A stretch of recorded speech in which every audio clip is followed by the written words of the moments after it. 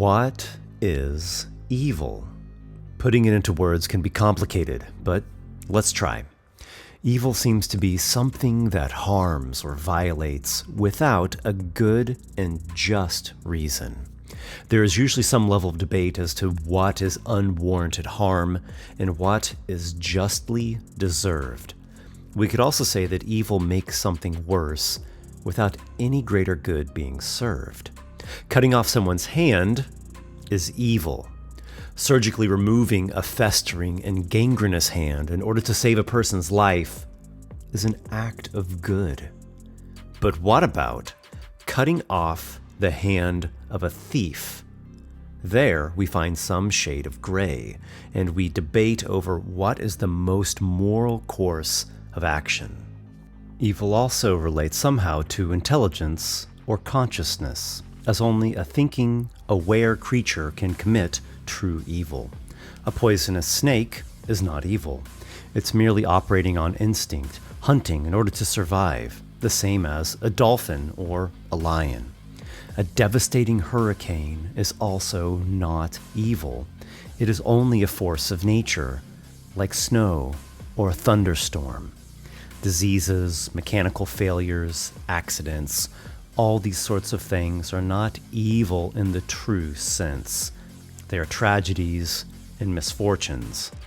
But sapient beings that make decisions, they have the potential for malevolence. We can also attempt to rank the levels of evil in order to understand how deep and how foul it can go. In each of these cases, the subject does little to nothing to help their situation. They make no effort to get out of their destructive or toxic ways. Or what efforts they do make are limited or ineffective. For one reason or another, they remain stuck in their hell, and they spread it to others. I've organized evil into 6 levels. This can be taken as a simple meter of how evil a person is, with the lower levels representing somewhat evil or perhaps impure, the mid-levels representing deeper evil, and the high levels representing the vilest forms of evil. But, as it turns out, there are common patterns and characteristics within each level, so I have decided to give more specifics as to what tends to occur at each step along this path of darkness. For each one, I'll give example traits and archetypes, as well as example characters and creatures. I do want to clarify beforehand that a person is not limited to just the example wrongdoings given in their level. Rather, the level is a general indicator of the limits of how far they will go, to what lengths the tendrils of corruption reach within them.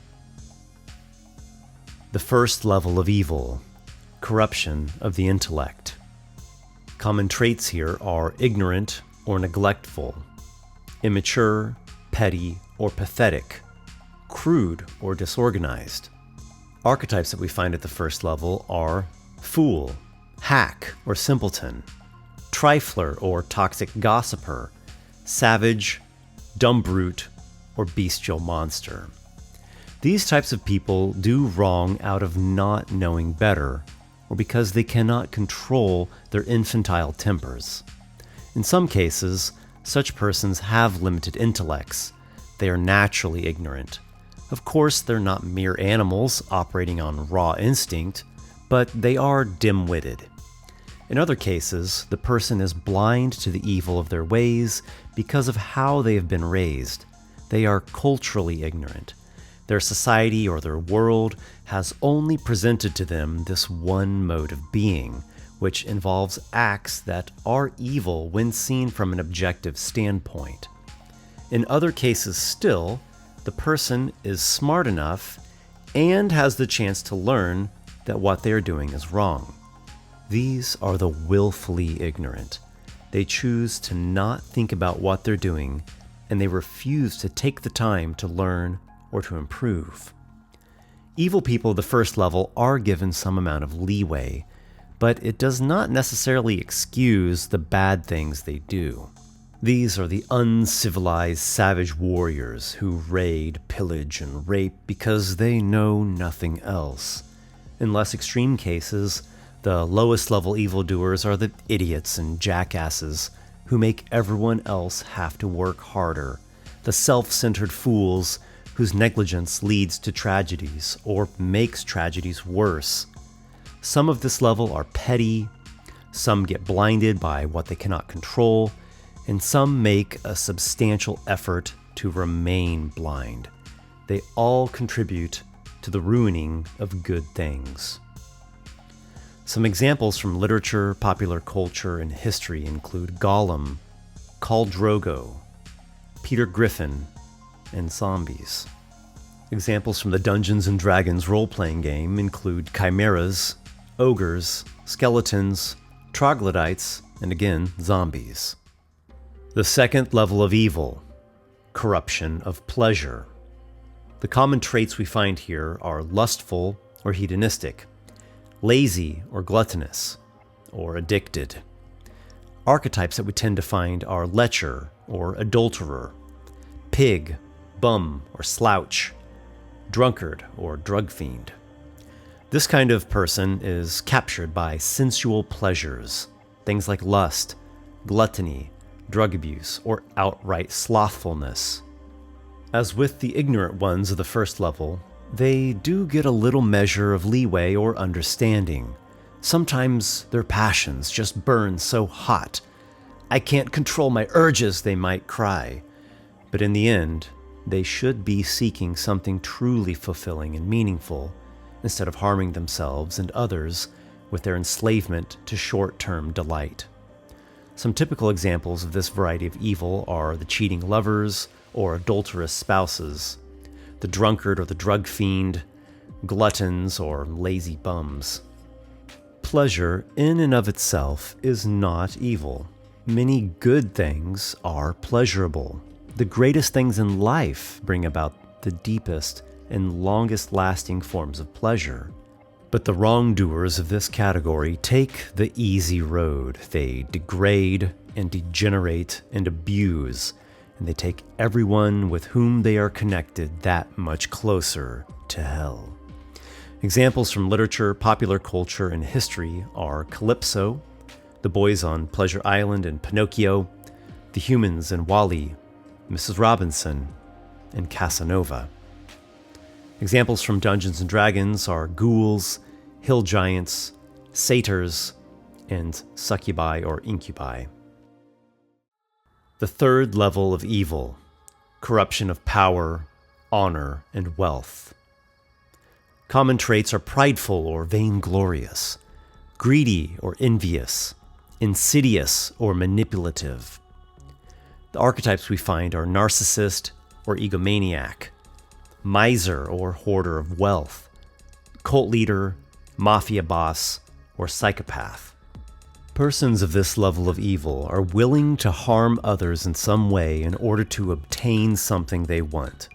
Maybe they are obsessed with power or status, or maybe they are driven by greed or envy, or they desperately want wealth or some object that they covet.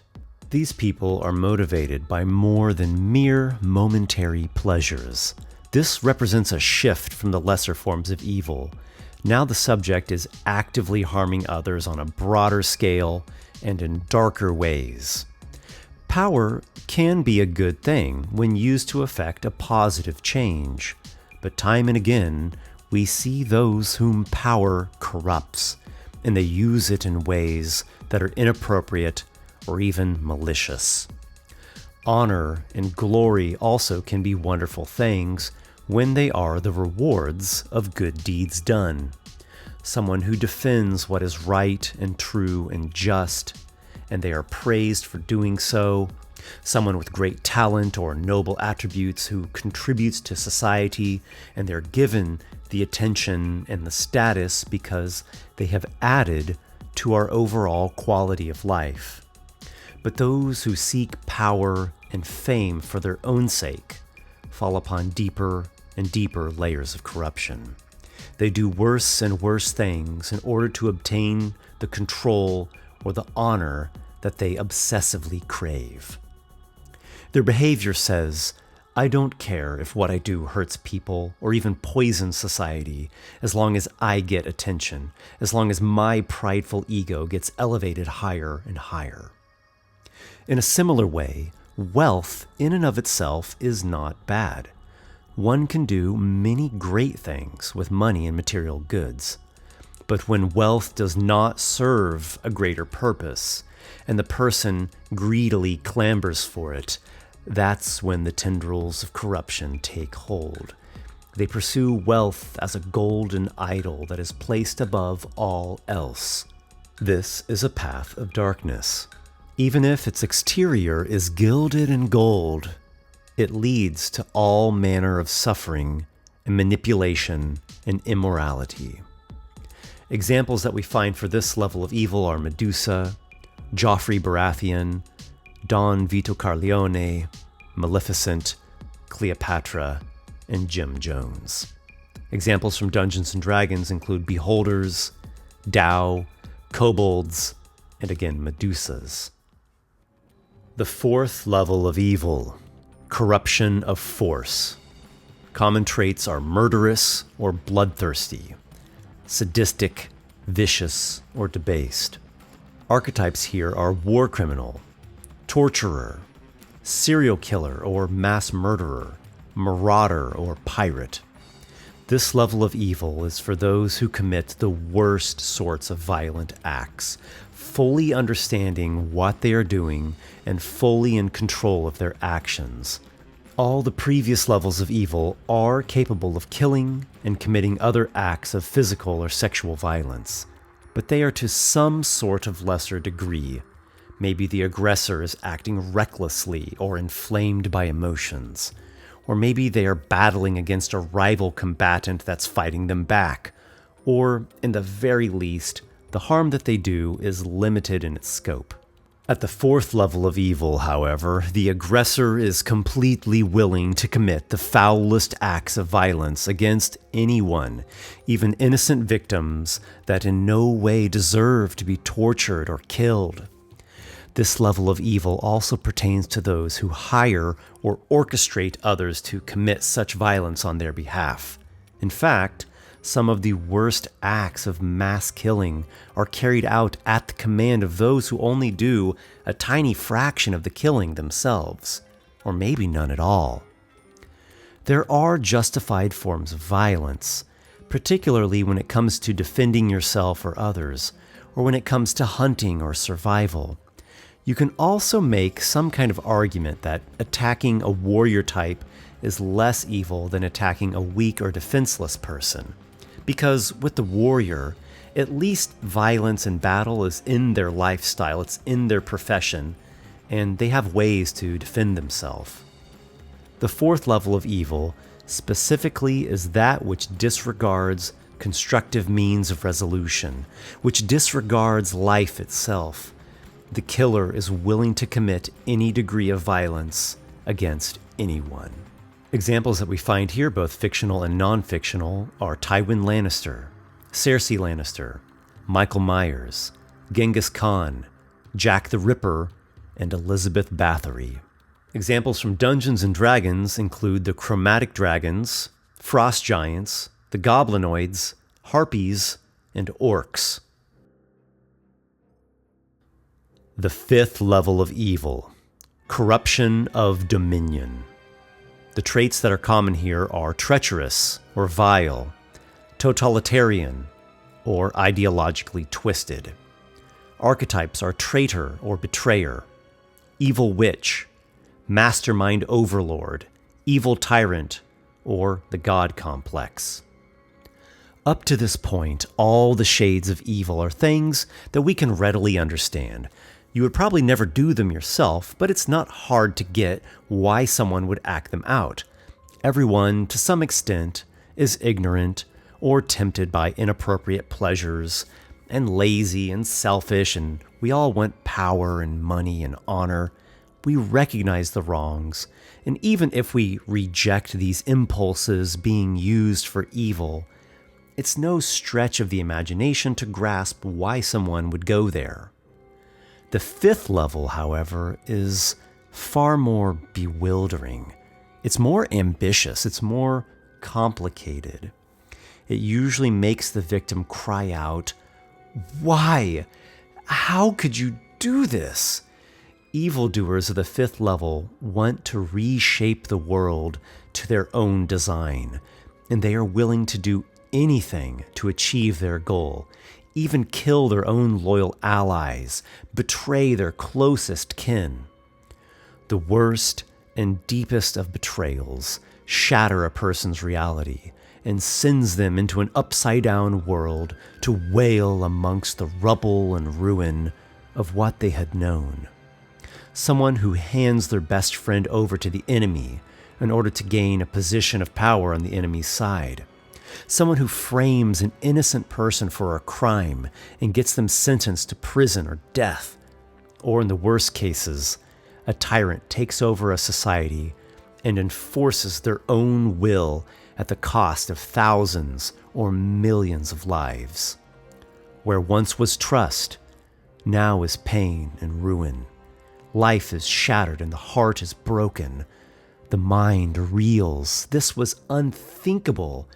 How could someone do this? How could we have let this happen? How could a person tamper so horribly with reality? Sadly, there is no shortage of examples of these sorts of people, both from the real world and from our myths and our narrative stories. These villains are vile and ambitious to a degree that most would never even think of, let alone dare to act out. They want to become like a god and are willing to do anything to get there. Examples we find here are Darth Vader, Emperor Palpatine, Sauron, Voldemort, Adolf Hitler, Joseph Stalin, and Mao Zedong. Examples from Dungeons & Dragons are aboleths, devils, drow, hags, liches, mind flayers, vampires, and Yuan Ti. The sixth level of evil, corruption of existence. The traits are fully corrupted or absolutely evil, apocalyptic or life-hating. Archetypes are demon, annihilator, or bringer of the apocalypse. The final level of evil, we have an even harder time understanding why someone would act it out, for it leads to the maximum amount of suffering possible. It leads to the obliteration of all that is good, and even the termination of all life. The persons here lack any semblance of justification.